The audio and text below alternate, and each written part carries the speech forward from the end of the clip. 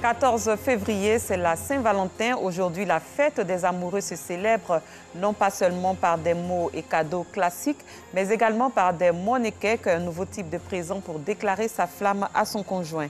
En Gambie, 7 soldats sénégalais ont été libérés par des rebelles de Casamance. Bonsoir, merci de suivre le 19h. Les amoureux sont à l'honneur ce 14 février à l'occasion de la Saint-Valentin. Comment faire plaisir à celui ou celle qu'on aime tout en innovant? Le monikek semble être la réponse. Il s'agit de billets de banque offerts sous forme de bouquet à son amoureux. Mais il n'y a pas que les billets de banque. La tendance est aussi aux surprises sur les lieux de travail.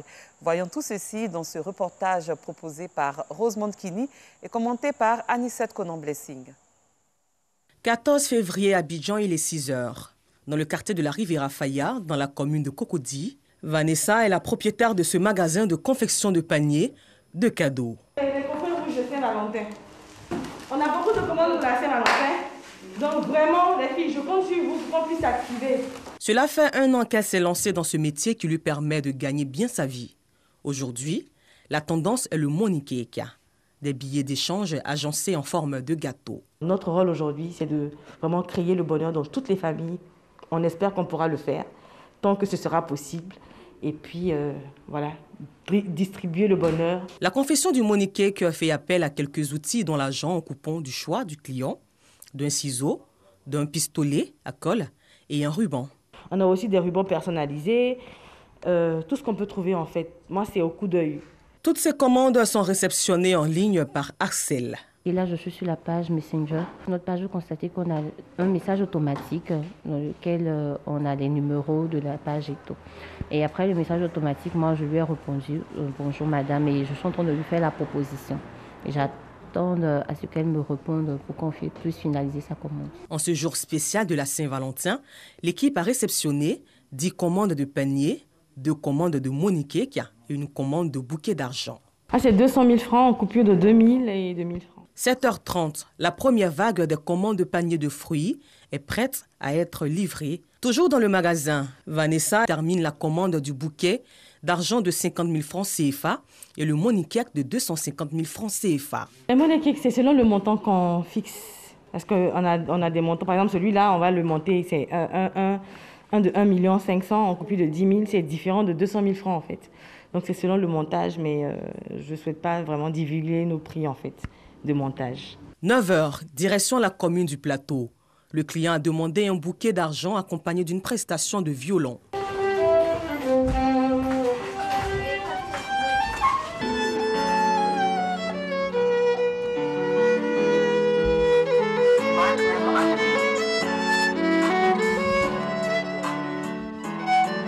La remise de ces surprises est toujours accompagnée de messages émouvants, ce qui fait la particularité de Vanessa. C'est quelque chose qui vient du plus profond du cœur. En général, c'est des choses dont nous, on n'est pas censé être au courant.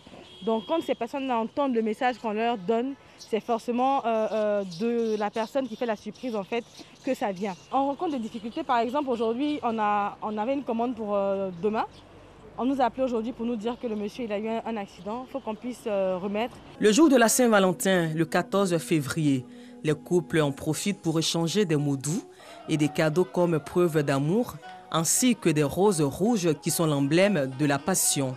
Le monikek et les bouquets d'argent sont de nouvelles surprises qui s'ajoutent à la liste des cadeaux pour cette fête. La Saint-Valentin ne concerne pas que les foyers monogames. Elle est également célébrée au sein des foyers polygames. Entre présents, équité et escapades romantiques, ces foyers vivent pleinement la fête des amoureux, comme nous le font savoir Assitan Diarra et Alassane Drabou. À Bobo derrière Rail, il est 12h lorsque nous rencontrons Yacouba Traoré, la quarantaine révolue. Polygame depuis des années, Yacouba se rend dans un magasin au plateau d'Okuyi, dans la commune d'Abobo, pour acheter des cadeaux pour ses 2 épouses à l'occasion de la Saint-Valentin. C'est la classe. C'est la classe. Je suis venu vraiment pour faire plaisir à mes 2 chéris. J'ai 2 épouses qui sont comme des sœurs, au fait. Elles sont comme des sœurs, elles se sont prises comme des sœurs. Je suis venu pour leur faire plaisir comme c'est la fête de l'amour. Aujourd'hui, ça me fait plaisir qu'ils viennent acheter Tout ça pour ces femmes. Si je pouvais avoir les clients polygames comme ça, qui viennent faire sortir vivre mes articles 2-2, ça, vraiment, ça va me plaire. De retour du magasin, le polygame a rendez-vous avec ses deux conjointes au domicile de la deuxième. Une manière de leur témoigner son affection à l'occasion du 14 février, jour consacré à la célébration de l'amour. Les deux conjointes de Yacouba, très heureuses, ne manquent pas d'exprimer leur joie. Moi, je vais dire merci beaucoup. Que Dieu fasse qu'on fait beaucoup de Saint-Valentin ensemble. Et vraiment que Dieu donne longue vie. Qu'on reste longtemps ensemble. Je lui dis merci pour ce présent. Que Dieu mette beaucoup à sa place. L'argent qu'il a fait sortir, que Dieu ne sente plus ça pour lui. Que Dieu lui donne la santé, beaucoup de santé et longue vie à lui. Auprès de nous, ses femmes et ses enfants. Que Dieu mette la baraka dans notre couple, qu'il mette l'entente dans notre couple. Toujours dans la commune d'Abobo, comme Yacouba, Mamadou Doumbia célèbre aussi la Saint-Valentin avec ses deux concubines. Pour ce jour spécial, les deux femmes décident de préparer le plat préféré de leur mari. Habituellement, ma petite soeur prépare pas chez elle. Et puis elle l'amène ici, on mange ensemble. Mais comme aujourd'hui c'est la Saint-Valentin, on a décidé de faire ça ensemble. Maintenant, comme notre mari aime bien la sauce aubergine, donc on a décidé de lui faire la sauce aubergine. Une fois le repas prêt, les tourtereaux se mettent à table. Je suis content, je suis l'homme le plus heureux aujourd'hui. Vraiment, c'est la sauce que j'aime beaucoup qu'ils ont fait. Aujourd'hui encore plus mieux encore, c'était bien fait encore. Que Dieu nous donne encore l'année prochaine encore, pour que Saint-Valentin encore. On va pouvoir faire ça chez moi à la maison encore, chaque fois. En vue de remercier ses épouses pour l'attention qu'elles lui portent, Mamadou leur offre 2 complets de pagne comme preuve de son amour pour elle. Vraiment, je tenais à lui dire merci. Et je suis très heureuse pour le cadeau. Je dis merci à Dieu. Je suis très contente de mon cadeau. Je lui fais un gros bisou. Elle mérite plus que ça. Donc parce que tellement que les deux femmes s'attendent très bien. Moi, je ne m'attendais même pas à ça même. Beaucoup de fois, généralement, en Afrique, c'est qu'on prend des femmes. Beaucoup de fois, c'est un peu difficile. Mais c'est là, même pas de souci, même pas de souci. Outre les présents, Yacouba prévoit un dîner dans un restaurant ce soir, gage de son amour pour ses femmes. Dans la commune d'Adjamé, précisément derrière le district de police, un jeune homme a été sauvé des eaux de ruissellement causées par des intempéries. Les sapeurs-pompiers sont arrivés sur les lieux 40 minutes après que la victime soit tombée par inadvertance dans un caniveau avant d'être emporté par les eaux. Le jeune homme en pleine noyade, dont l'identité n'a pas encore été dévoilée, a été secouru et se trouverait à l'hôpital général d'Adjamé pour un suivi médical selon les sapeurs-pompiers. La Fédération nationale des établissements privés laïcs d'enseignement et de formation de Côte d'Ivoire a initié une formation à l'intention des éducateurs de l'enseignement secondaire privé. Au nombre de 154, ces éducateurs issus de 31 établissements verront leur capacité renforcée pour la bonne marche du système éducatif ivoirien. Nous Sangaré, Alassane Parguin-Drabou. Ils sont la porte d'entrée des établissements scolaires. Les éducateurs sont un maillon essentiel du système éducatif. Leur formation est donc un enjeu majeur pour la bonne marche de l'école, d'où la tenue de ce séminaire à leur intention. Nous sommes les premiers éducateurs, je peux dire les premiers éducateurs des enfants parce que les enfants passent plus de temps avec nous à l'école qu'avec les parents. Donc cette formation est la bienvenue. Avec le nouveau système éducatif et les enfants que nous rencontrons, nous avons trouvé bon de venir se faire former pour mieux encadrer les enfants que nous avons de nos jours. Au nombre de 154, ces éducateurs issus de 31 établissements secondaires privés seront soumis à différents modules de formation. Il y a 4 modules qui sont dispensés, donc qui vont couvrir les volets donc psychologiques, donc psychologie de l'adolescent, suivi psychosocial, suivi extrascolaire et gestion des apprenants. À l'origine de cette formation, la Fédération nationale des établissements secondaires privés de Côte d'Ivoire, FENEPLACI, entend rendre compétitifs les établissements secondaires du secteur privé. Un éducateur bien formé, c'est une école des enfants de qualité et une école privée qui est encore meilleure. Pour l'instant, nous avons commencé à Abidjan. L'année prochaine, nous allons aller à l'intérieur du pays et on va former au fur et à mesure tous les acteurs du système. Une initiative soutenue par le ministère de l'Éducation nationale et de l'alphabétisation.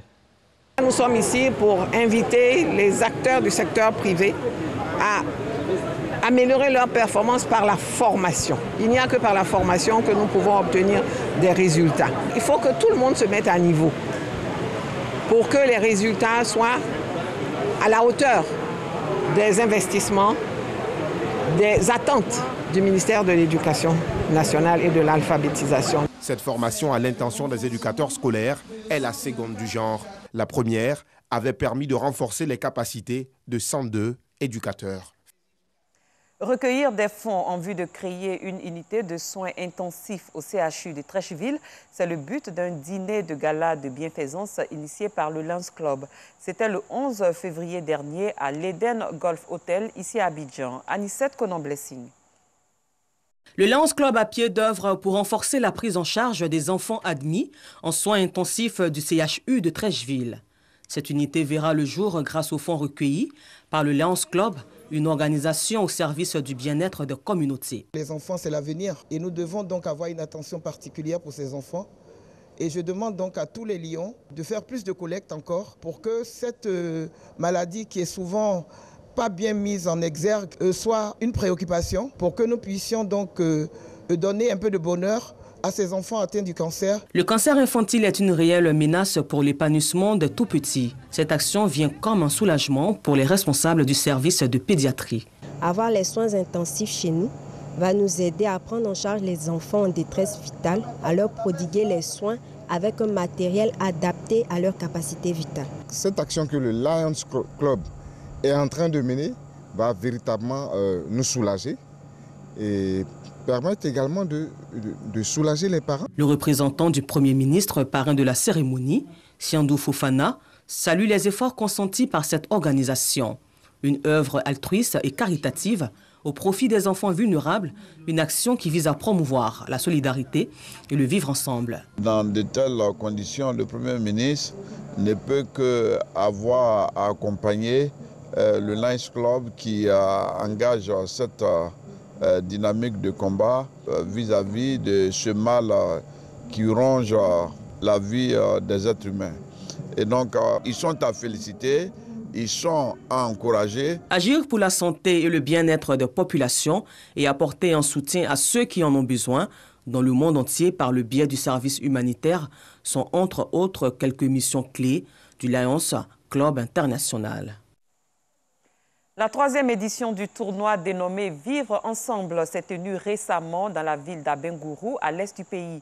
À travers cet événement, la jeunesse unie pour le développement de l'Indénié a voulu célébrer la cohésion et le vivre ensemble. Dans la sous-préfecture d'Adaou, c'est l'équipe d'Efisa qui l'a emporté face à celle de Komikro. Patrick Dadi. Alors que la 33e Coupe d'Afrique des Nations battait son plein au Cameroun, la jeunesse de la sous-préfecture d'Adaou, dans la région d'Abengourou, choisit la date du 15 janvier 2022 pour organiser la finale de son tournoi. Devant les autorités politiques et administratives de la région de l'Indénié-Djuablin, les équipes d'Efisa en rouge et blanc et de Komikro se sont livrées une bataille sans merci. Malgré l'engagement des joueurs de faire la différence au cours du jeu, le score est resté nul et vierge jusqu'au terme du temps réglementaire. La séance des tirs au but a finalement départagé les deux formations. Efisa, plus à droite, s'est offerte la 3e édition grâce à 7 tirs contre 6 après 2 finales perdues. On a joué jusqu'en finale, nous sommes allés au tir au but, on n'a rien lâché, on a rapporté. Aujourd'hui j'ai perdu, je les félicite. Le football c'est comme ça, je ne peux pas pour la prochaine fois. L'année prochaine c'est que vraiment, grâce à le bon je vais rapporter. Au-delà du fair play qui a prévalu tout au long de cette compétition, le vivre ensemble a gagné toutes ses lettres de noblesse entre les fils et les filles de la région de l'Est. Le message, c'est que j'espère qu'on se retrouvera l'année prochaine autour effectivement de ce tournoi, autour de la jeunesse d'Abengourou, autour de la cohésion, de la paix, de la solidarité. Encore merci au président Ouadja et merci à tout le monde de Adaou et d'Abengourou. Ce tournoi revêt un caractère de solidarité, de réconciliation, de convivialité. Parce qu'à travers ce tournoi, les autorités de la ville d'Abengourou veulent raffermir davantage les liens entre les fils et les filles de cette région-là, qui est un havre de paix qui est reconnu de tous et par tous. Nous venons d'assister à une très belle finale. La meilleure équipe à gagner, c'est l'équipe des fils. En réalité, c'est toute la jeunesse de la région qui gagne. L'année prochaine, si Dieu le veut, on sera encore ici pour soutenir la jeunesse. Rappelons que 12 équipes ont rivalisé d'ardeur durant 3 semaines pour tenter de séduire Dame Coupe. En levée de rideau, lors du match de gala, les coiffeuses se sont imposées 3-0 devant les filles d'Adaou. Hors de nos frontières, des rebelles de Casamance au sud du Sénégal ont libéré ce 14 février de l'autre côté de la frontière avec la Gambie les 7 soldats sénégalais qu'ils retenaient prisonniers depuis un affrontement meurtrier le 24 janvier. Fin de cette édition. Merci de votre aimable attention. Très bonne soirée et excellente Saint-Valentin à tous et à toutes.